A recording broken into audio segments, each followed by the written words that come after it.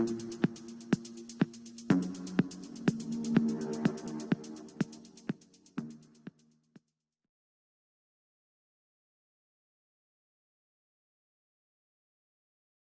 வரஹ்மத்துல்லாஹி வபரகாத்துஹு. ரப்பி ஷ்ரஹ் லி ஸத்ரி வ யஸ்ஸிர் லி அம்ரி வஹ்லுல் உக்தத்தம் மின் லிசானி யஃப்கஹு கௌலி. அல்ஹம்துலில்லாஹி ரப்பில் ஆலமீன். அஸ்ஸலாத்து வஸ்ஸலாமு அலா சய்யிதில் முர்ஸலீன் வ அலா ஆலிஹி வ ஸஹ்பிஹி அஜ்மஈன். அம்மா பஅத். ஃபகத் கால அல்லாஹு சுப்ஹானஹு தஆலா ஃபில் குர்ஆனில் அஸீம் வல் ஃபுர்கானில் மஜீத். தூபு இலல்லாஹி தௌபத்தன் நசூஹா ஐயுஹல் முஃமினூன். வகால ரசூலுல்லாஹி ஸல்லல்லாஹு அலைஹி வஸல்லம்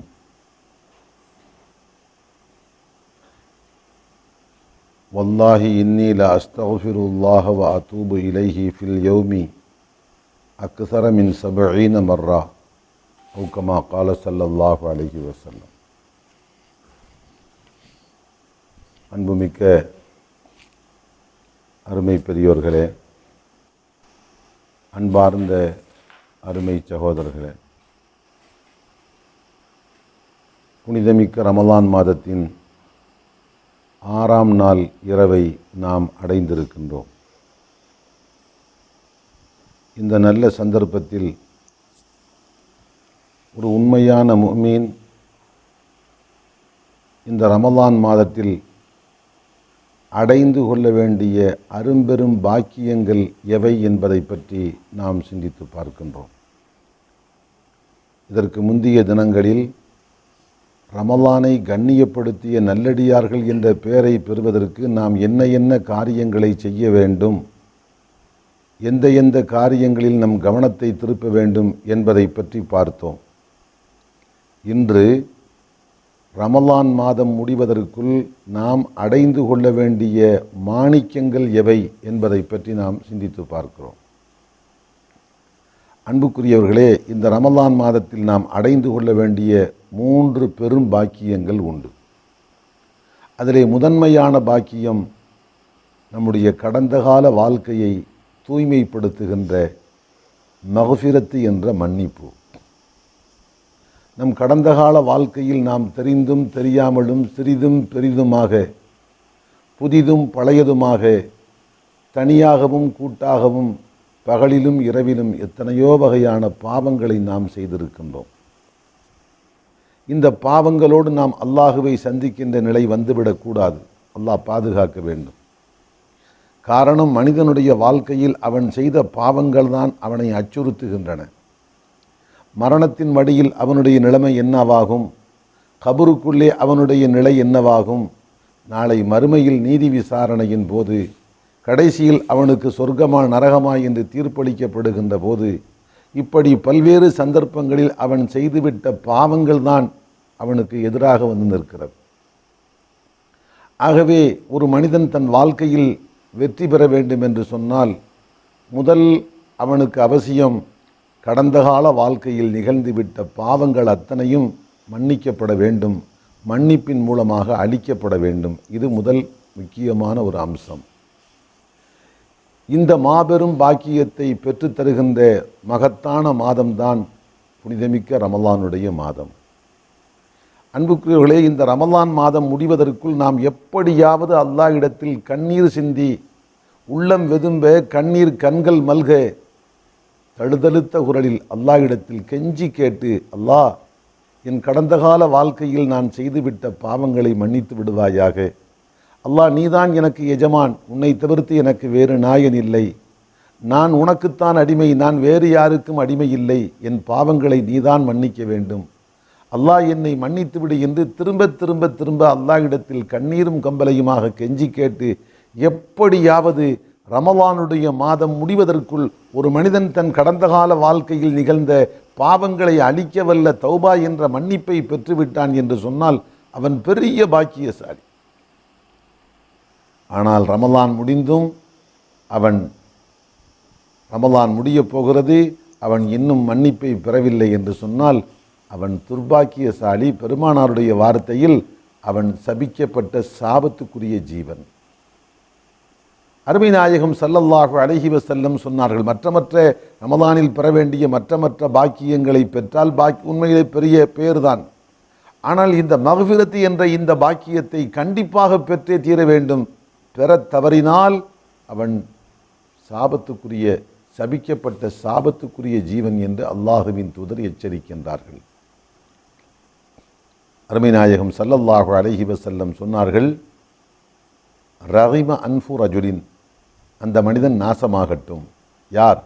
ஜாஅ இலைஹி ரமலான் சும்மன் சலஹ கபல அன் யுஃபர லஹு, ஒரு மனிதனிடத்தில் ரமலான் மாதம் வந்தது, அந்த மாதம் முடிந்து வெளியேறுகிறது, இன்னும் அவனுடைய பாவங்கள் மன்னிக்கப்படவில்லை. பாவங்கள் மன்னிக்கப்படாத நிலையில் ரமலான் மாதம் முடிவடைகிறது என்று சொன்னால் அவன் நாசமாகட்டும் என்று சொன்னார்கள். பிரபலமான ஹதீஸ். ஒருமுறை அருமை நாயகம் ஸல்லல்லாஹு அலைஹி வஸல்லம் மஸ்ஜிதின் நபவிக்கு வருகின்றார்கள். தோழர்கள் ஆங்காங்கே பிரிந்து அமர்ந்திருக்கின்றார்கள். எல்லோரையும் மிம்பருக்கு அருகில் ஒன்று சேர்ந்து அமரும்படி சொன்னார்கள். எல்லோரும் வந்து அமர்ந்தார்கள். அப்போது அருமை நாயகம் ஸல்லல்லாஹு அலைஹி வஸல்லம் பிரசங்க மேடை, மிம்பர் மேடை மீது ஏறுகின்றார்கள். 3 படிகள். ஒவ்வொரு படியிலும் காலெடுத்து வைத்த போது ஆமீன் ஆமீன் ஆமீன் என்று சொன்னார்கள். அருமை சஹாபா பெருமக்கள் பார்க்கின்றார்கள், அல்லாஹுவின் திருத்தூதர் இதற்கு முன் எத்தனையோ முறை இந்த மிம்பர் படிகள் மீது ஏறி இருக்கின்றார்கள். ஆனால் ஒரு முறை கூட இப்படி காலெடுத்து வைக்கும்போது ஆமீன் சொன்னதே இல்லை. வழக்கத்துக்கு மாற்றமாக இன்று சொன்னதற்கு என்ன காரணம் என்று தெரிந்து கொள்வதற்காக அல்லாஹுவின் தூதர் பிரசங்கத்தை முடித்துவிட்டு கீழே இறங்கியதற்கு பின் கேட்டார்கள், நாயகமே, வழக்கத்துக்கு மாற்றமாக தாங்கள் ஒவ்வொரு படியிலும் காலெடுத்து வைத்த போது ஆமீன் என்று சொன்னீர்களே, என்ன காரணம் என்று கேட்டார்கள்.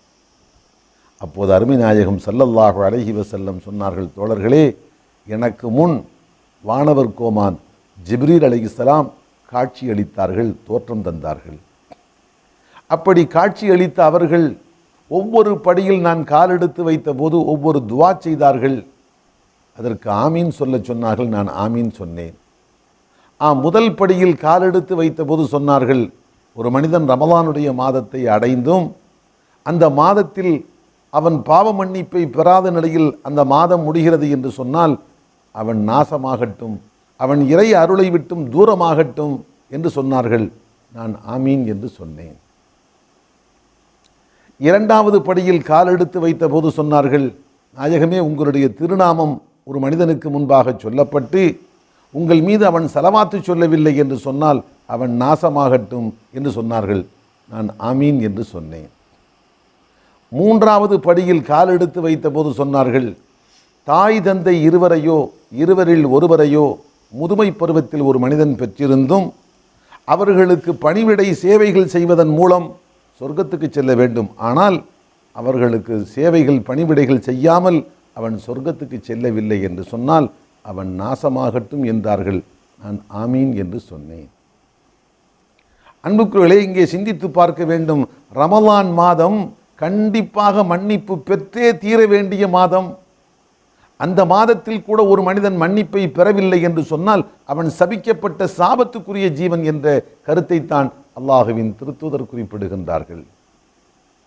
அதே போன்றுதான் மற்ற இரண்டும். பெருமானாருடைய திருநாமத்தை கேட்டால் ஒரு மூமீன் பெருமானார் மீது பூரிப்போடு ஸலவாத்து சொல்ல வேண்டும். அதே போன்று வயது முதிர்ந்த பெற்றோர்களை பெற்ற மனிதன் அதை தனக்கு கிடைக்கப்பெற்ற பெரும் பாக்கியமாக சொர்க்கத்துக்கு நுழைவதற்கு கிடைக்கப்பெற்ற சாவியாக கருதி அவர்களுக்கு சிறந்த முறையில் சேவை செய்து பணிவிடைகள் செய்து அதன் மூலம் சொர்க்கத்துக்குள் செல்வதற்கு வழியை அவன் தேட வேண்டும். ஆனால் முதுமை பருவத்தில் பெற்ற அவர்களுக்கு சேவை பணிவிடை செய்யாமல் அந்த பாக்கியத்தை இழந்து அவன் சொர்க்கத்துக்குள் செல்லவில்லை என்று சொன்னால் அவனும் சபிக்கப்பட்ட சாபத்துக்குரிய ஜீவன் என்ற கூற்றை அல்லாஹுவின் திருத்தூதர் ஸல்லல்லாஹு அலைஹி வஸல்லம் வெளிப்படுத்துகின்றார்கள். ஆக இந்த 2 ஹதீதுகளிலும் அருமை நாயகம் ஸல்லல்லாஹு அலைஹி வஸல்லம் சொல்ல வருவது, ரமலான் மாதத்தில் மன்னிப்பை பெறாத நிலையில் ரமலான் மாதம் முடிகிறது என்று சொன்னால் அவன் சாபத்துக்குரியவன் என்ற கூற்றை அல்லாஹுவின் திருத்தூதர் தெளிவுபடுத்துகின்றார்கள். அன்புக்குள்ளே என்ன காரணம்? ரமலான் மாதத்தை போன்று மனிதனுடைய பாவங்கள் மன்னிக்கப்படுவதற்கு அருமையான ஒரு பருவகாலம் வேறு ஒன்று இல்லை. காரணம், ரமலான் மாதம் தொட்டதற்கெல்லாம் மன்னிப்பு மன்னிப்பு மன்னிப்பு என்று அல்லாஹ்வுடைய மன்னிப்பு பெருமலை அடைமழை என்று பொழிகின்ற காலகட்டம். வற்றாத ஜீவநதியை போன்று அல்லாஹ்வுடைய மன்னிப்பு பெருவெல்லம் பெருக்கெடுத்து ஓடுகின்ற ஒரு காலம்தான் இந்த ரமலானுடைய காலகட்டம். அருமை நாயகம் ஸல்லல்லாஹு அலைஹி வஸல்லம் சொன்னார்கள், மன் சாம ரமலான ஈமானம் வ இஹ்திசாபன் குஃபிர லஹு மா தகத்தம மின் தம்பிஹி.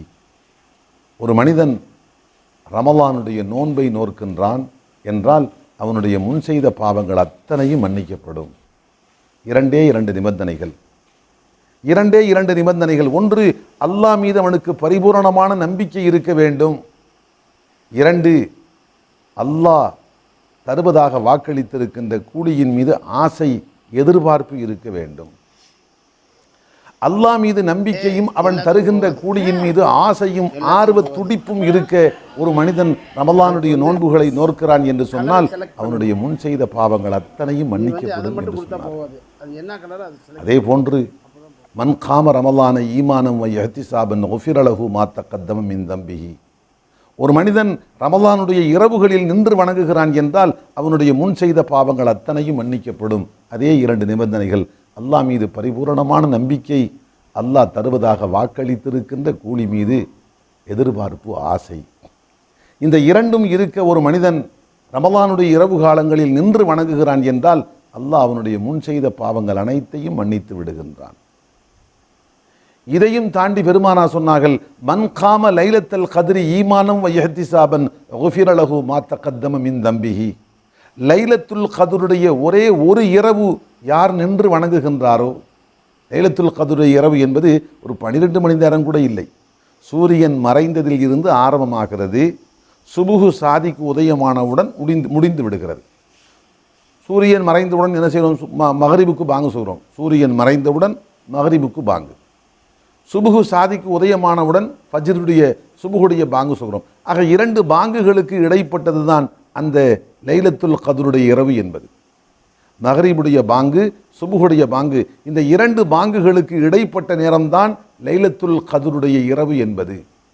இந்த ஒரே ஒரு இரவு, இந்த 2 பாங்குகளுக்கு இடைப்பட்ட அந்த நேரத்தில் ஒரு மனிதன் அல்லாஹ்வுடைய வணக்கத்தில் ஈடுபட்டிருக்கிறான் என்று சொன்னால் அதற்கு பரிசாக அல்லாஹ் தருகிறான், உன்னுடைய முன் செய்த பாவங்கள் அத்தனையும் மன்னிக்கப்படுகிறது. இப்படி ரமலான் மாதத்தை பொறுத்தமட்டில் நோன்பு வைத்தால் மன்னிப்பு, நின்று இரவு காலங்களில் நின்று வணங்கினால் முன் செய்த பாவங்கள் மன்னிக்கப்படுகிறது. லைலத்துல் கத்ர் என்ற ஒரே ஒரு இரவில் நின்று வணங்கினாலும் அவனுடைய முன் செய்த பாவங்கள் மன்னிக்கப்படுகிறது என்று மன்னிப்பு தொட்டதற்கெல்லாம் மன்னிப்பு மன்னிப்பு மன்னிப்பு என்று மன்னிப்பு வாரி வழங்கப்படுகின்ற ஒரு பொற்காலம்தான் இந்த ரமலானுடைய காலகட்டம். இந்த காலகட்டத்தில் கூட ஒரு மனிதன் முறையாக நோன்பு நோற்று இரவு காலங்களில் நின்று வணங்கி, கதுருடைய இரவில் நின்று வணங்கி, அல்லாஹ்விடத்தில் கெஞ்சி கேட்டு, உருகும் உள்ளத்தோடு கண்ணீர் மல்கும் கண்களோடு தழுதழுத்த குரலில் அல்லாஹ்விடத்தில் கெஞ்சி கேட்டு, யா அல்லாஹ், என் கடந்த கால வாழ்க்கையில் நிகழ்ந்துவிட்ட பாவங்களை அழித்து விடு அல்லாஹ், நீ மன்னித்து விடு அல்லாஹ் என்று அல்லாஹ்விடத்தில் மன்றாடி பாவ மன்னிப்பை பெறாமல் ரமலானை அவனை விட்டும் கழிய விடுகின்றான், ரமலானை தன்னை விட்டும் கடக்க விடுகின்றான் என்றால் இவன் சபிக்கப்பட்ட சாபத்துக்குரிய ஜீவன் என்று வேறு யாராக இருக்க முடியும்? அன்புக்களே, ஒரு சின்ன உதாரணத்தை பாருங்கள். ஒரு மனிதன், புரிந்து கொள்வதற்காக இந்த உதாரணம், ஒரு மனிதன் குளித்து பல மாதங்கள் பல வருடங்கள் ஆகிவிட்டது, அவனுடைய உடல் எல்லாம் திட்டு திட்டாக அழுக்கு தேங்கி இருக்கிறது, அவனுடைய ஆடையெல்லாம் அழுக்கு படிந்து முடை நாற்றம் நாறுகிறது, அவன் பல் துளைக்கு பலகாலம் பக்கத்தில் சென்றால் குடலை பிடுங்குகின்ற மோசமான வாடை, நெருங்க முடியவில்லை. இப்படி உடலும் உடையும் வாயும் உறுப்புகள் அத்தனையும் துர்நாற்றம் எடுக்கிறது. இப்போது அவன் மீது பரிவும் கருணையும் கொண்ட ஒரு மனிதன் இவனை அழைத்து செல்கிறான். எதற்காக வேண்டி? உன்னை வற்றாத ஜீவநதியில் கொண்டு போய் 1 மாத காலம் விடுகின்றேன், அதை பயன்படுத்தி கொண்டு உடலையும் உடையையும் உன்னையும் நீ தூய்மைப்படுத்திக் கொள். ஆம், சிந்து நதி கரை, வற்றாத பெருக்கெடுத்து ஓடுகின்ற சிந்து நதி கரைக்கு அழைத்து சென்று முழங்கால் அளவு தண்ணீரிலே கொண்டு போய் நிறுத்திவிட்டான். நிறுத்திவிட்டு சொன்னான், உனக்கு 1 மாத காலம் அவகாசம் தருகின்றேன், 1 மாதத்துக்கு பின்பாக நான் உன்னை வந்து சந்திப்பேன், அதற்குள் நீ பலமுறை குளித்து உடலை தூய்மைப்படுத்தி உடையை தூய்மைப்படுத்தி உன்னுடைய பற்களை சுத்தம் செய்து நீ பரிசுத்தமான முறையில் உன்னை மாற்றிக்கொள்ள வேண்டும். அதற்கு அந்த ஒரு மாதத்துக்கு பின் மீண்டும் அதற்கு பின் இந்த நதியில் நிற்பதற்கு உனக்கு அவகாசம் தரமாட்டேன். அதற்கடுத்து உன்னுடைய பிரயாணம் உன்னுடைய பயணம் பாலை வெளியில் தொடரவிருக்கிறது. பாலை வெளியில் குடிப்பதற்கே தண்ணி கிடைக்குமா என்பது கஷ்டம், குளிப்பதற்கு எங்கே கிடைக்கப் போகிறது? ஆகவே இந்த ஒரு மாதத்தை மிகச் சரியாக பயன்படுத்திக் கொள் என்று சொல்லி அந்த வற்றாத ஜீவநதி சிந்து நதி கரையிலே கொண்டு போய் முழங்கால் அளவு தண்ணீரிலே கொண்டு போய் நிற்க வைத்து விட்டான். சரியாக ஒரு மாதம் கழிகிறது. அவன் மீண்டும் திரும்பி வருகிறான் இவனை சந்திப்பதற்காக. மணக்கன் முன்பாக அவனுக்கு பல வகையான காட்சிகள். அவன் பலமுறை குளித்திருப்பான், பரிசுத்தம் பெற்றிருப்பான், உடையெல்லாம் துவைத்திருப்பான், பல் துளக்கி இருப்பான், பார்ப்பதற்கு பளிச்சென்றிருப்பான் என்ற அந்த கற்பனை கனவுகளோடு அவனை சந்திப்பதற்காக வருகின்றான். அருகில் வந்தவுடன் ஆச்சரியத்தோடு குத்துக்கள் போன்று அப்படி பிரமித்து போய் நின்றான். என்ன காரணம்? அதே அழுக்கு, உடலெல்லாம் திட்டு திட்டாக அதே அழுக்குகள். அவனுடைய ஆடை அப்படியே இருக்கிறது, முடை நாற்றம் எடுத்த ஆடை, குடலை பிடுங்குகின்ற வாடை அவனுடைய வாயில் இருந்து. போதாததற்கு வெயில் நின்ற காரணத்தால் கடுமையான வியர்வை அவனுடைய துர்நாற்றத்தை பன்மடங்காக பெருக்கி இருக்கிறது. அவனுக்கு பக்கத்தில் நெருங்கக்கூட முடியவில்லை. அப்போது இவன் அவனை பார்த்து விட்டு சொல்றான், சபிக்கப்பட்ட சாபத்துக்குரிய ஜீவனை வெளியே வா, கொடுக்கப்பட்ட அவகாசம் முடிந்து விட்டது. பெருக்கெடுத்து ஓடுகின்ற வற்றாத ஜீவநதியில் ஒரு மாத காலம் நிற்க வாய்ப்பு கிடைத்ததற்கு பின்பும் நீ ஒரு முறை கூட குளித்து உன்னை தூய்மைப்படுத்தி கொள்ளவில்லை என்று சொன்னால் இனிமேல் பாலை வெளியில் உன்னுடைய பயணம் தொடரப் போகிறது. நீ எங்கே இனிமேல் உன்னை நீ தூய்மைப்படுத்தி கொள்ளப் போகிறாய்? ஆகவே நீ சபிக்கப்பட்ட சாபத்துக்குரிய ஜீவன் என்று சொல்லி அவனை அழைப்பதை போன்றுதான் அல்லாஹுவின் திருத்தூதர் ஸல்லல்லாஹு அலைஹி வஸல்லம் குறிப்பிடுகின்றார்கள். பெருமானார் யார்? ஷஃபாஅத்தி லி அஹ்லில் கபாயிரி மின் உம்மத்தி. பெருமானா சொன்னார்கள், என்னுடைய ஷஃபாஅத்தி என்ற பரிந்துரை, அல்லாஹ் இவனுடைய குற்றங்குறைகளை மன்னித்து விடு, அல்லாஹ் இவனை உன் கருணையில் அரவணைத்துக்கொள், சொர்க்கத்தில் அல்லாஹ் இவனை சேர்த்து விடு, நரகத்தை விட்டும் பாதுகாத்து விடு என்று அல்லாஹுவின் திருத்தூதர் அல்லாஹ் இடத்தில் மன்றாடுவார்களே, ஷஃபாஅத்து பரிந்துரை செய்வார்களே. இந்த பரிந்துரையை பற்றி பெருமானா சொன்னார்கள், லி அஹ்லில் கபாயிரி, பெரும் பாவம் செய்த பாவிகளுக்கு கூட என்னுடைய ஷஃபாஅத்து உண்டு என்றார்கள். பெரும் பாவம் செய்த பாவிகளுக்கு கூட நான் ஷஃபாஅத்து மன்றாட்டம் புரிவேன், ஷஃபாஅத்து பரிந்துரை செய்வேன் என்று சொன்ன பெருமானார் இவனை பார்த்து சொன்னார்கள், ரஹிம அன்ஃபு, இவன் நாசமாகட்டும் என்றார்கள். இவன் சபிக்கப்பட்ட சாபத்துக்குரிய ஜீவன் என்று சொன்னார்கள். யார்? ரமலான் வந்து ஒரு மாத காலம் இருந்து அவனை விட்டு ரமலான் முடிந்து வெளியேறுகிறது, இவனுடைய பாவங்கள் இன்னும் மன்னிக்கப்படவில்லை.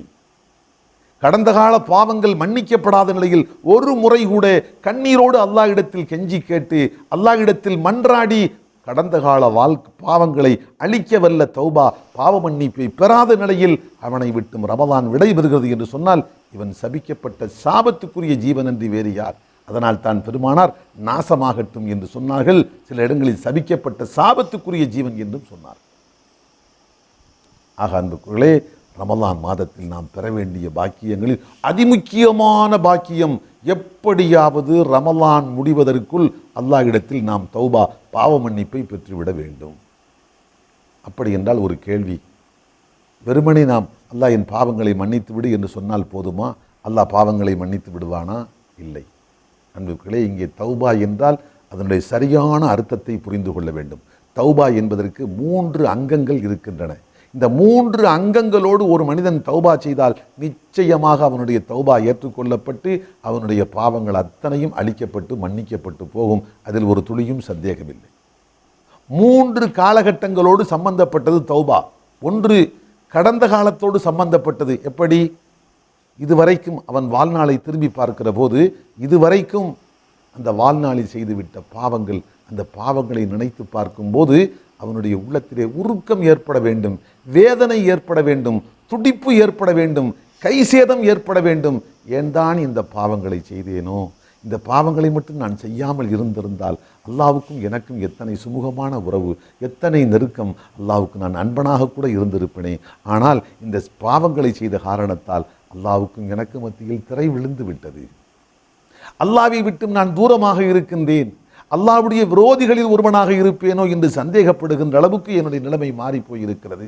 ஏன்தான் இந்த பாவங்களை செய்தேனோ என்று செய்துவிட்ட பாவங்களை எண்ணி பார்க்கின்ற போது உள்ளத்திலே உருக்கம் ஏற்பட வேண்டும், வேதனை ஏற்பட வேண்டும். இது ஒப்புக்கொள்ளப்பட்ட தௌபாவுடைய முதல் அங்கம். ஆனால் அப்படி கொஞ்சம் எதிர்மறையாக சிந்தித்து பார்ப்போம். ஒரு மனிதன் செய்துவிட்ட பாவங்களை நினைத்து பார்க்கிற போது கைசேதம் வரவில்லை, நஊது பில்லா நஊது பில்லா சும்ம நஊது பில்லா, பூரிப்படைகின்றான்.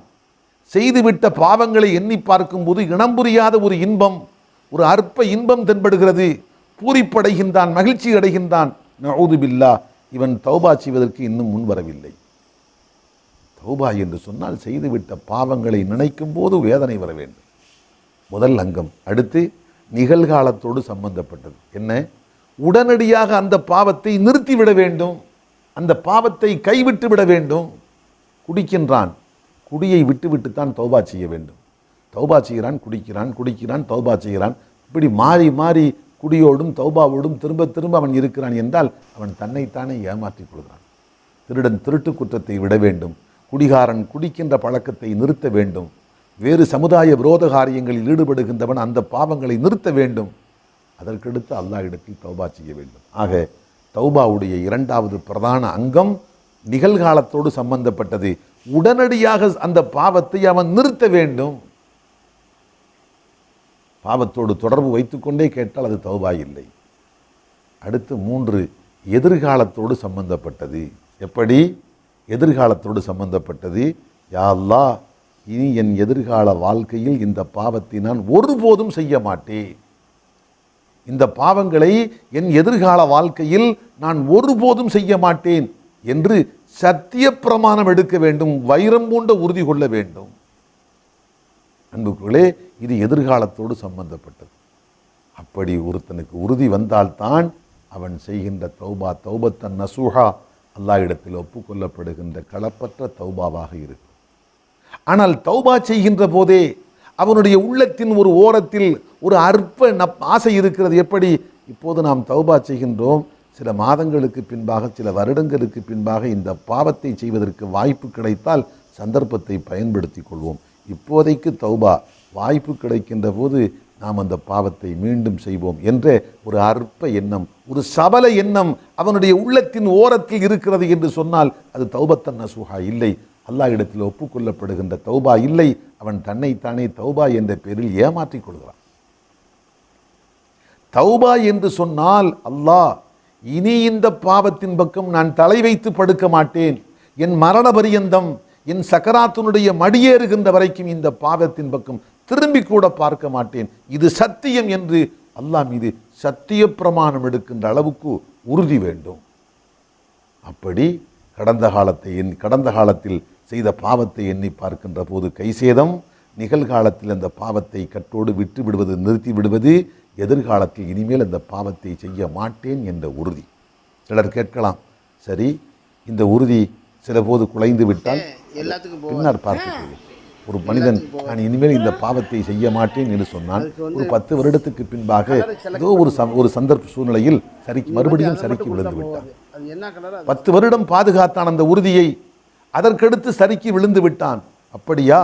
மீண்டும் தௌபா செய். ஏற்கனவே செய்த தௌபா அதில் எந்த பங்கமும் இல்லை, நான் செய்ய மாட்டேன் என்ற அந்த உறுதியோடு தான் நீ செய்தாய். ஆனால் 10 வருடத்துக்கு பின்பாக அந்த உறுதியில் ஏதோ ஒரு தடுமாற்றம் ஏற்பட்டு விட்டது. இப்போது நீ புதிதாக நீ தௌபா செய்யலாம். ஆனால் ஆரம்பத்தில் தௌபா செய்கின்ற போதே, இப்போது நான் தௌபா செய்கின்றேன், சில வருடங்களுக்கு பின்பாக இந்த பாவத்தை மறுபடியும் வாய்ப்பு கிடைக்கும் போது செய்வேன் என்ற அந்த சபலம் பிடித்த அற்ப எண்ணம் நெஞ்சத்தின் ஓரத்தில் இருக்க நீ தௌபா செய்தால் அது ஒப்புக்கொள்ளப்பட்ட தௌபாவே இல்லை. தௌபா செய்கின்ற போது செய்ய மாட்டேன் என்ற உறுதி இருந்தது. ஆனால் பல வருடங்களுக்கு பின்பாக திடீரென்று அந்த உறுதியை கடைபிடிக்க முடியாமல் தவறிவிட்டான் என்றால் அதனால் பாதகமில்லை. ஏற்கனவே செய்யப்பட்ட தௌபா அல்லாஹ் இடத்தில் ஒப்புக்கொள்ளப்பட்டது. இப்போது தவறு செய்து விட்டதற்காக மறுபடியும் அவன் தௌபா செய்ய வேண்டும். இப்படி அவன் வாழ்நாளில் திரும்ப திரும்ப எத்தனை முறை தௌபா கேட்க வேண்டிய சூழ்நிலை வந்தாலும் பாதகமில்லை. அத்தனை முறையும் அல்லாஹ் ஏற்றுக்கொள்ள தயாராக இருக்கிறான். ஆனால் அல்லாஹ் பார்ப்பது அவனுடைய களப்பற்ற உண்மையான உணர்வு இருக்கிறதா, முற்றாக விட்டு விட்டேன் இனி செய்ய மாட்டேன் என்ற அந்த உறுதி அவன் நெஞ்சத்தில் இருக்கிறதா, இருந்தால் கண்டிப்பாக அல்லாஹ் அவனுடைய தௌபாவை ஏற்றுக்கொள்வான். ஆக அன்புக்குரியவர்களே, தௌபாவினுடைய இந்த 3 அங்கங்கள் எப்போது அல்லாஹ்வோடு சம்பந்தப்பட்ட பாவங்களாக இருந்தால், தொழுகவில்லை, நோன்பு நோற்கவில்லை, ஒருவன் மது குடித்து கொண்டிருந்தான், சூதாட்டத்தில் ஈடுபட்டிருந்தான், இதெல்லாம் அவனுக்கும் அல்லாஹ்வுக்கும் சம்பந்தப்பட்ட பாவம். இதனால் வேறு யாருக்கும் எந்த பாதிப்பும் இல்லை. இப்படி தனக்கும் அல்லாஹ்வுக்கும் இடைப்பட்ட பாவங்கள் என்று இருந்தால் இந்த 3 அம்சங்கள் போதும். ஆனால் தனக்கும் தன்னை போன்ற சக மனிதனுக்கும் இடைப்பட்ட பாவம் என்று வந்துவிட்டால் இந்த 3 அம்சங்கள் போதாது.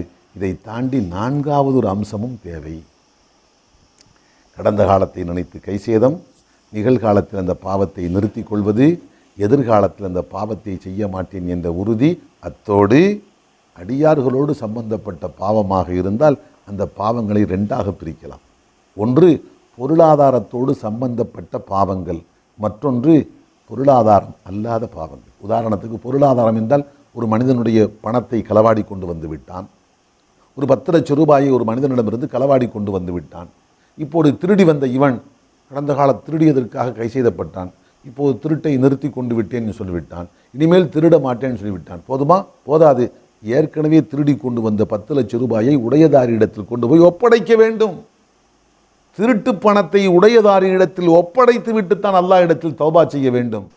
திருடி கொண்டு வந்த பணத்தை பத்திரமாக பாதுகாத்து வைத்துக் கொண்டு நான் அல்லாஹ் இடத்தில் தௌபா செய்கின்றேன் என்றால் இது யாரை ஏமாற்றுவது?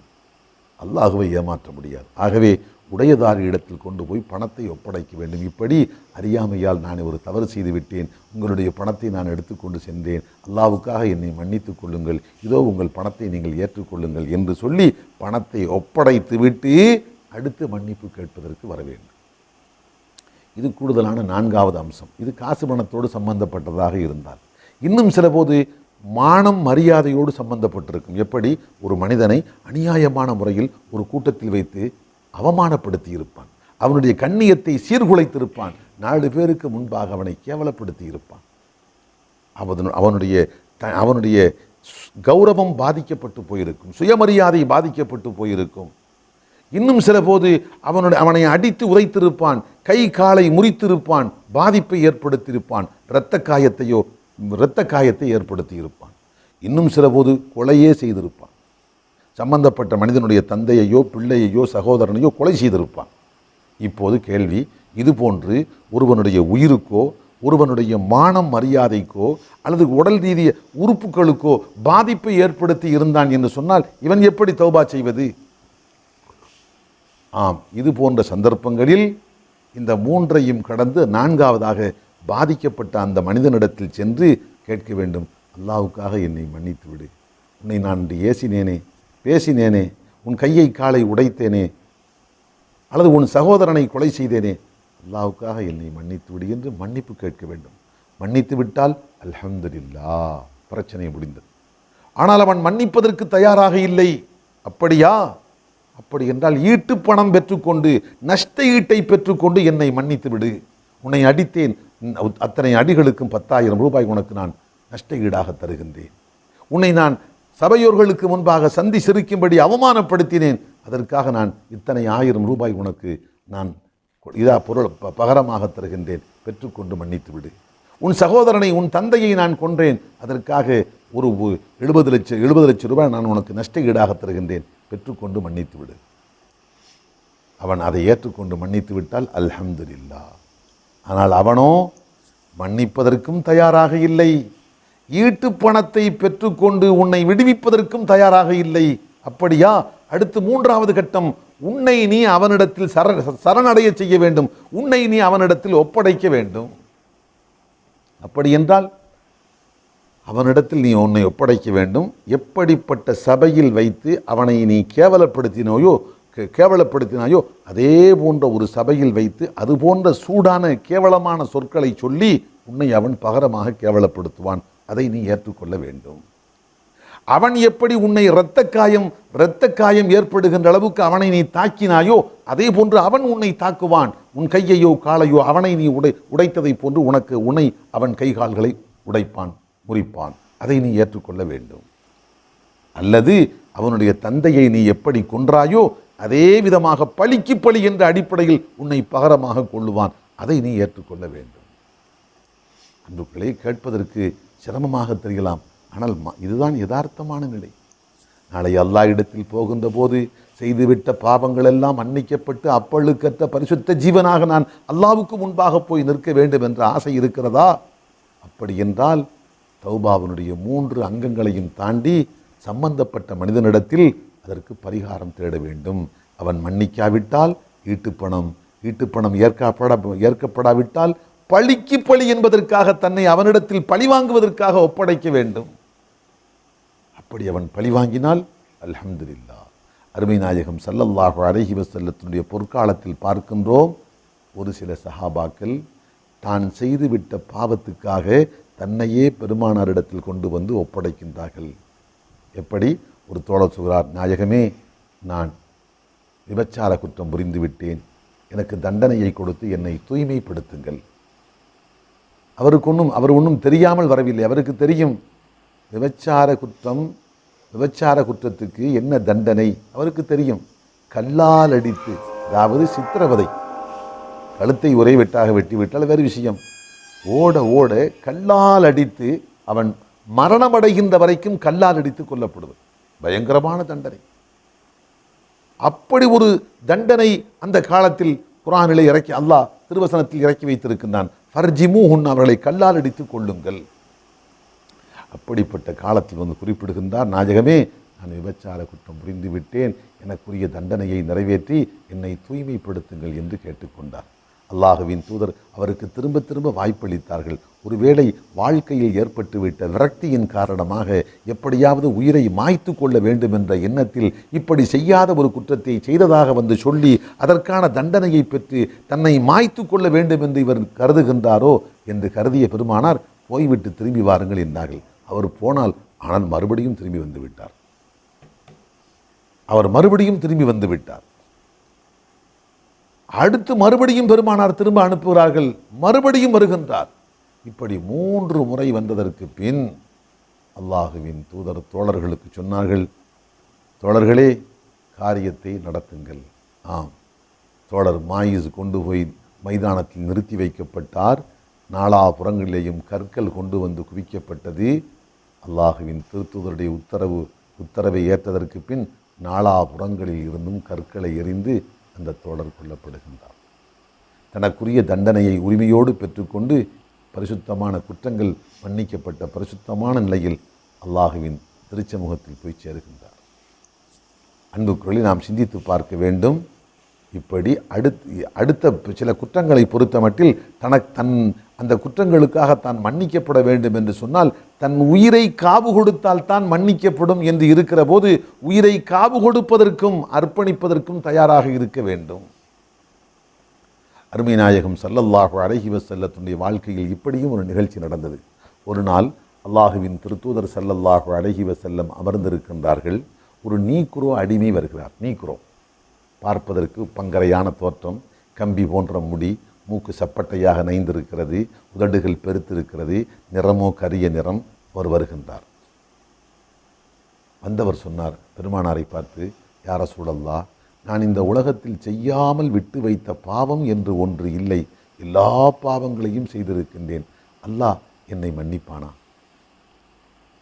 இந்த நிலையில் அல்லாஹ் என்னை மன்னிப்பானா என்று கேட்டார். அப்போது அருமை நாயகம் ஸல்லல்லாஹு அலைஹி வஸல்லம் சொன்னார்கள், தோழரே, உண்மையாக நீரும் அல்லாஹ்விடத்தில் உள்ளம் உருகி பாவ மன்னிப்பு கேட்டால் நிச்சயமாக அல்லாஹ் மன்னிப்பான் என்றார். உடனே வந்தவர் திரும்பி சென்று விட்டார். ஆனால் ஒரு 10 எட்டுக்கள் கூட எடுத்து வைத்திருக்க மாட்டார். திடீரென்று இப்போது வருகின்றார். இப்போது அவருடைய முகத்திலே ஒரு வகையான கலவரம் தென்படுகிறது. சற்று முன்பாக வருகின்ற போது காணப்பட்ட அமைதி மாறிவிட்டது. இப்போது கலவரம் தென்படுகிறது. வந்தவர் கேட்டார், யா ரசூலல்லாஹ், நான் செய்த பாவங்களை நான் செய்த போது என்னை படைத்த நாயன் அல்லாஹ் என்னை பார்த்து கொண்டுதான் இருந்தானா என்று கேட்டார். இவ்வளவுதான் கேட்டார். அப்போது அருமை நாயகம் ஸல்லல்லாஹு அலைஹி வஸல்லம் குர்ஆனுடைய திருவசனத்தை பதிலாக ஓதினார்கள். இன்னல்லாஹ ஹபீரும் பிமா தஅமலூன். தோழரே, நீங்கள் குர்ஆனுடைய ஆயத்தை ஓதவில்லையா? நீங்கள் செய்கின்ற காரியங்களை எல்லாம் அல்லாஹ் அறிந்து கொண்டுதான் இருக்கின்றான். நீங்கள் காரியங்கள் என்ன காரியத்தை செய்தாலும் அந்த காரியங்களை செய்கின்ற போது அல்லாஹ் உங்களை அறிந்து கொண்டுதான் இருக்கிறான் என்ற திருவசனத்தை நீங்கள் ஓதவில்லையா? என்ன பொருள்?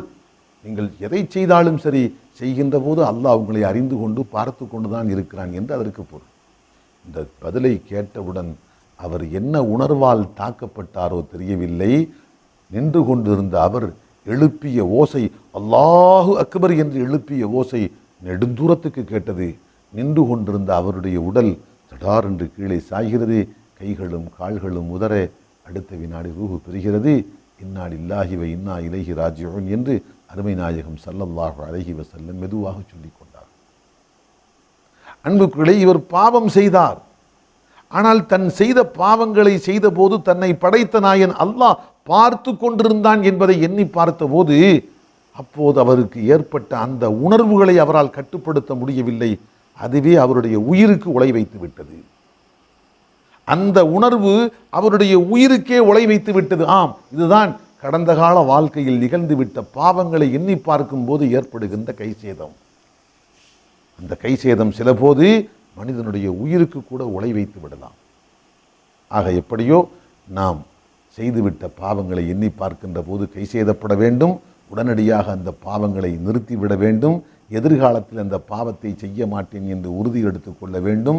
அடியார்களோடு சம்பந்தப்பட்டதாக இருந்தால், காசு பணம் பொருளாதாரமாக இருந்தால் அவருடைய பொருளாதாரத்தை உடையதாரிடத்தில் ஒப்படைத்து விட வேண்டும். அதற்கு தாண்டி காசு பணம் இல்லாமல் உயிரோடும் மானம் மரியாதையோடும் சம்பந்தப்பட்டதாக இருந்தால் அதற்கு மன்னிப்பு கேட்க வேண்டும். மன்னிக்க மறுத்தால் ஈட்டுப்பணம் கொடுக்க வேண்டும். அதற்கும் மறுத்தால் தன்னை ஒப்படைத்து அதுபோன்று அவர் பழி தீர்த்துக் கொள்வதற்காக, பழிக்கு பழி என்று பழி தீர்த்துக் கொள்வதற்காக தன்னை ஒப்படைக்கவும் வேண்டும். ஆக அன்புக்குகளே, மொத்தத்தில் புனிதமிக்க இந்த ரமலான் மாதத்தில் நாம் எப்படியாவது அல்லாஹ்விடத்தில் பாவ மன்னிப்பு கேட்டு பாவ மன்னிப்பு பெற்று விட வேண்டும். ஆம், இந்த அம்சங்கள், இந்த 5 கைசேதம், பாவத்தை விடுவது, எதிர்காலத்தில் செய்ய மாட்டேன் என்ற உறுதி, அடியார்கள் சம்பந்தப்பட்ட விஷயமாக இருந்தால் அவர்களிடத்தில் மன்னிப்பு கேட்பது, ஈட்டுப்பணம் கொடுப்பது அல்லது பழிக்கு பழி என்று வாங்குவதற்காக தன்னை ஒப்படைப்பது என்று இந்த அம்சங்களோடு ஒரு மனிதன் தௌபா செய்கின்றான் என்றால் நிச்சயமாக ஒரு துளியும் சந்தேகமில்லை, அவனுடைய தௌபாவை அல்லாஹ் கண்டிப்பாக ஏற்றுக்கொள்வான். அவனுடைய கடந்த கால வாழ்க்கையில் நிகழ்ந்துவிட்ட அத்தனையும் மன்னிக்கப்பட்டு போகும். மட்டுமல்ல, பெருமானா சொன்னார்கள், அத்தாயிபு மினத் தம்பி கமன் லா தம்பலஹு. செய்துவிட்ட பாவத்துக்காக எப்போது ஒருவன் தௌபா செய்து விட்டானோ அவன் பாவமே செய்யாதவனை போன்று ஆகிவிடுகிறான். ஒரு மனிதன் திருடினான், குடித்தான், சில பாவங்கள் செய்தான்னு வைத்துக் கொள்ளுங்கள். இன்னொரு மனிதன் அப்படியெல்லாம் திருடவில்லை, குடிக்கவில்லை, சூதாடவில்லை, நல்ல மனிதன். இப்போது இந்த தவறு செய்த மனிதன் அல்லாஹ்விடத்தில் பரிசுத்தமான முறையில் தௌபா செய்து பாவ மன்னிப்பு பெற்றுவிட்டான் என்று வைத்துக் கொள்ளுங்கள். அல்லாஹுவின் தூதர் சொன்னார்கள், பாவமே செய்யாத அவனுடைய நிலையும் இவனுடைய நிலையும் இரண்டும் ஒன்று. அத்தாயிபு மினத் தம்பி கமன் லா தம்பலஹு. செய்துவிட்ட பாவத்துக்கு தௌபா செய்து விட்டவன் பாவமே செய்யாதவனை போன்று ஆகிவிடுகிறான். இன்னும் ஒருபடி மேலே, செய்துவிட்ட அந்த பாவங்களுக்காக அல்லாஹ்விடத்தில் தௌபா செய்கின்ற போது களப்பற்ற இதயத்தோடு உண்மையாகவே வருந்தி உண்மையாகவே திருத்திக் கொள்ள வேண்டும் என்று எல்லா நிலைகளிலேயும், கைசேதத்திலேயும் கைவிடுவதிலேயும் செய்ய மாட்டேன் என்ற உறுதியிலேயும் பரிபூரணமான முறையில் அவன் தௌபா செய்கின்றான் என்றால் அல்லாஹு அக்பர், யுபத்திலுல்லாஹு ஸய்யிஆத்திஹிம் ஹஸனா. அல்லாஹ் குர்ஆனிலே வாக்களிக்கின்றான், அவன் செய்த பாவங்கள் அனைத்தையும் அல்லாஹ் மன்னிப்பதோடு அவை அனைத்தையும் நன்மைகளாக அல்லாஹ் மாற்றி கொடுக்கின்றான். அல்லாஹு அக்பர். செய்துவிட்ட பாவங்கள் அனைத்தையும் அல்லாஹ் நன்மைகளாக அவனுக்கு மாற்றி தருகின்றான். எவ்வளவு பெரிய பாக்கியம்! ஆக அன்புகளே, சுருக்கமாக இன்றைய விஷயத்தை நாம் முடிவுக்கு கொண்டு வருகிறோம்.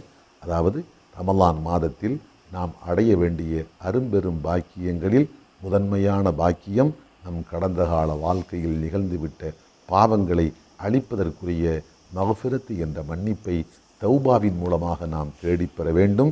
இது கட்டாயம் பெற்றே தீர வேண்டும். பெறாத நிலையில் ரமலான் நம்மை விட்டு கடக்கிறது என்று சொன்னால் அல்லாஹுவின் தூதருடைய வார்த்தையில் சபிக்கப்பட்ட சாபத்துக்குரிய ஜீவன்கள் என்ற பெயரை நாம் பெறுவோம். அல்லாஹ் பாதுகாக்க வேண்டும். ஆக எப்படியாவது இப்போது ரமலானுடைய 6வது நாளை நாம் சந்தித்திருக்கிறோம். ஏறத்தாழ இன்னும் 24 நாட்கள் ஏதாவது ஒரு நாளிலாவது ஒவ்வொரு நாளும் கேட்க வேண்டும், ஒவ்வொரு நாளும் அல்லாஹ்விடத்துக்கு முன்பாக அழுக வேண்டும், கெஞ்சி கதற வேண்டும், துடித்து துடித்து அல்லாஹ்விடத்தில் கேட்க வேண்டும்.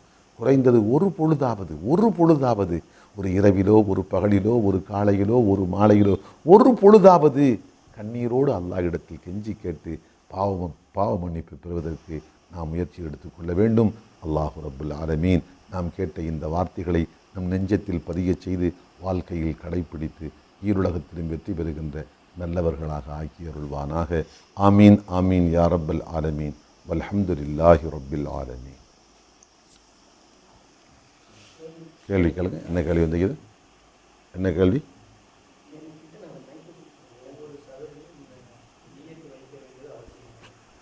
கேட்டவர் பேர் ஷரீஃப். வெளிநாட்டில் இருந்து ஷரீஃப் என்ற ஒரு தோழர் கேள்வி கேட்டிருக்கிறாப்புல. ரமலானுடைய நோன்பு நோக்கக்கூடிய ஒரு மனிதர் ஒவ்வொரு நோன்புக்கும் நிய்யத்து வைக்க வேண்டுமா என்று கேட்குறாப்புல. அப்போ நிய்யத்து வைக்கணும் அவசியம்னு விளங்கியிருக்காரு. ஆனால் ஒவ்வொரு நாளும் நிய்யத்து வைக்க வேண்டுமா என்று கேட்டிருக்காரு. இல்லை, 30 நாட்களுக்கு ஒட்டுமொத்தமாக சேர்த்து முதல் நாளே அல்லாஹ் இந்த ஒரு மாத காலம் நான் நோன்பு வைப்பேன் என்று ஒட்டுமொத்தமாக அவர் நிய்யத்து வச்சுட்டாலே போதும். 30 நாளும் அவர் திரும்ப திரும்ப வைக்க வேண்டும் என்று அவசியம் இல்லை. அது ஒன்றே ஒரு மாதத்துக்கு போதும். ஆனால் இப்படி நிய்யத்து வச்சு நோன்பு வச்சுட்டே வராரு. ஒரு 10 நாள் இருந்தார். ஒரு 10 நாளைக்கு பின்னாடி ஒரு 3 நாள் பிரயாணம் போயிட்டார், நோன்பு வைக்கலை. போயிட்டு 3 நாள் முடிஞ்சு மறுபடியும் திரும்பி ஊருக்கு வர்றாரு. இப்போ ஏற்கனவே வச்சது இடையில முறிஞ்சு போச்சு. அதனால் மறுபடியும் திருப்பி அல்லாஹ் மீதமுள்ள நாட்களில் நான் நோன்பு வைப்பேன் என்று மறுபடியும் வச்சுக்கிறோம். இப்படி இடைநிறுத்தம் இல்லாமல் தொடர்ச்சியாக வைத்து கொண்டே வருகின்றார் என்று சொன்னால் ஆரம்ப நாளில் வைத்த அந்த நிய்யத்தே போதும், ஒரு மாதத்துக்கு போதுமானது. சரியா? அடுத்து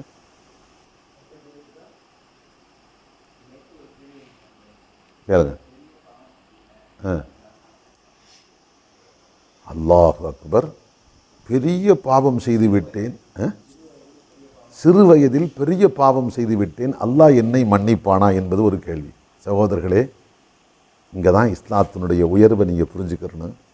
இஸ்லாத்தில் மன்னிக்க முடியாத பாவம் என்று ஒன்று இல்லவே இல்லை. அவன் எத்தனை கொடிய பாவியாக இருக்கட்டும், அவன் எவ்வளவு பெரிய பாவியாக இருக்கட்டும், மன்னிக்கப்படாத எல்லைக்கு போய்விட்டான் என்ற பேச்சுக்கே இடமில்லை.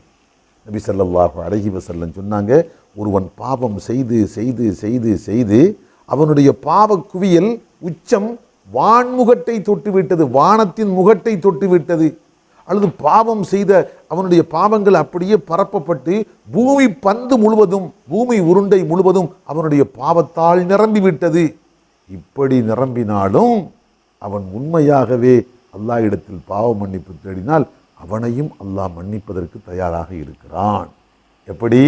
உலகத்தில் மௌத்துக்கு முன்பாகவே மன்னிப்பு கேட்டால் அல்லாஹ் இங்கே ஷிர்க்கு செய்தாலும் கூட, குஃப்ரு செய்திருந்தாலும் கூட, மௌத்துக்கு முன்பாகவே அல்லாஹ் இடத்துல உண்மையான முறையில் கலங்கி அழுது அல்லாஹ்ட்ட மன்னிப்பு கேட்குறான்டா, நிச்சயமாக அல்லாஹ் மன்னிப்பான். ஆனால் தௌபா செய்யாமல் மௌத்தை தாண்டி ஆகிரத்துக்கு போய்விட்டான் என்று வைத்துக்கொள்வோம், அங்கே ஷிர்க்கான பாவத்துக்கு மன்னிப்பு இல்லை. உலகத்தில் மட்டும்தான் தௌபா செஞ்சா ஷிர்க்குக்கும் குஃபுருக்கும் மன்னிப்பு. மறுமைக்கு போயிட்டா உலகத்தில் மன்னிப்பு கேட்காமல் குஃபுரு பாவத்தோடு ஷிர்க்கான பாவத்தோடு மறுமைக்கு போய்விட்டால் இன்னல்லாஹ லா யக்ஃபிரு அன் யுஷ்ரக பிஹி, அவனுக்கு இணை கற்பிக்கப்பட்ட பாவத்தை அல்லாஹ் ஒருபோதும் மன்னிக்க மாட்டான். உலகத்தில் மன்னிப்பு கேட்காம வந்தான், உலகத்தில் மன்னிப்பு கேட்டால் இங்கே கண்டிப்பாக அல்லாஹ் மன்னிப்பான். மன்னிப்பு கேட்காமல் வந்து விட்டால் மறுமையில் அவனுக்கு மன்னிப்பில்லை. யக்ஃபிரு மாதூன தாலிக லிமன் யஷா, ஷிர்க்கு குஃபுரு அல்லாத மற்ற பாவங்களை அல்லாஹ் தான் நாடியவர்களுக்கு மன்னிப்பான். நபி ஸல்லல்லாஹு அலைஹி வஸல்லம் ஒரு துவா செய்வாங்க. எப்படி துவா செய்வாங்க? அல்லாஹும்ம மக்ஃபிரத்துக்கு அவ்ஸஅ மின் துனூபி, அல்லாஹ் உன்னுடைய மன்னிப்பு என்பது என்னுடைய பாவங்களை விட விசாலமானது. கேள்வி, ஒரு மனுஷன் செய்த பாவங்கள் எவ்வளவு இருக்கட்டும், கேள்வி அது பெருசா அல்லாஹ்வுடைய மன்னிப்பு என்ற அந்த மாண்பு பெருசா? அல்லாஹ்வுடைய மன்னிப்பு தான் பெருசு, அல்லாஹ்வுடைய மன்னிப்பு தான் பெருசு. அதனால் எந்த நிலையிலையும் இஸ்லாத்தை பொறுத்த மட்டில் நம்பிக்கை இழப்பதற்கு ஒன்று இல்லை, நிராசை அடைவதற்கு, அவநம்பிக்கை கொள்வதற்கு மார்க்கத்தில் இடமில்லை. அவநம்பிக்கை கொள்வது பெரும் பாவம். அவன் எத்தனை பெரிய 100 கொலை 1,00,000 கொலை செஞ்சவனாக இருக்கட்டும், அவனுக்கும் உண்மையாகவே மனம் திருந்தி அல்லாட்ட மன்னிப்பு கேட்டா அவனுக்கும் மன்னிப்பு உண்டு. எந்த நிலையிலையும் என்ன அல்லாஹ் மன்னிக்க மாட்டான்னு சொல்றதுக்கு ஒரு இடமே இல்லை. உலகத்தில் உயிரோடு வாழுகிற வரைக்கும் தொண்டையை ரூஹு பிரிஞ்சு வந்துச்சு, கரகரா பாடு ஊற்றுனா வெளியே வருமே சவுண்டு ஒரு வகையான சத்தத்தோடு வரும். அந்த நேரம் தாண்டிருச்சு, அதுக்கு பின்னாடி மன்னிப்பு கேட்டால் எல்லாம் மன்னிக்க மாட்டான். அல்லது வளமையாக கிழக்கில் உதிக்கின்ற சூரியன் மேற்கில் உதிச்சிருச்சு, இப்போ மன்னிப்பு கேட்டால் எல்லாம் மன்னிக்க மாட்டான். மேற்கில் சூரியன் உதிப்பதற்கு முன்பாக அல்லது கர்கரா ரூஹு பிரிந்து வந்தது, நெஞ்சுக்கும் தொண்டைக்கும் மத்தியில் எந்த வினாடியும் அருந்து விடும் என்று இளையோடுகின்ற அந்த நிலை வந்து கடைசி அந்த வினாடி கர்கராவுடைய நேரம், சத்தம் வருகின்ற நேரம், அந்த நேரத்துக்கு முன்பாக அவன் மன்னிப்பு கேட்டா அப்பையும் அல்லாஹு தஆலா மன்னிக்க தயாராக இருக்கிறான். எவ்வளவு பெரிய பாவம் செய்தவனாக இருந்தாலும் சரி, யார் நமக்கு தேவையில்லை. இடைத்தரகர்கள் அவர்கிட்ட சொல்லி இவர்கிட்ட சொல்லி அந்த குரு வரணும் இந்த குரு, அதெல்லாம் தேவையில்லை. நம்ம நேரடியாக அல்லாட்ட கேட்கலாம்.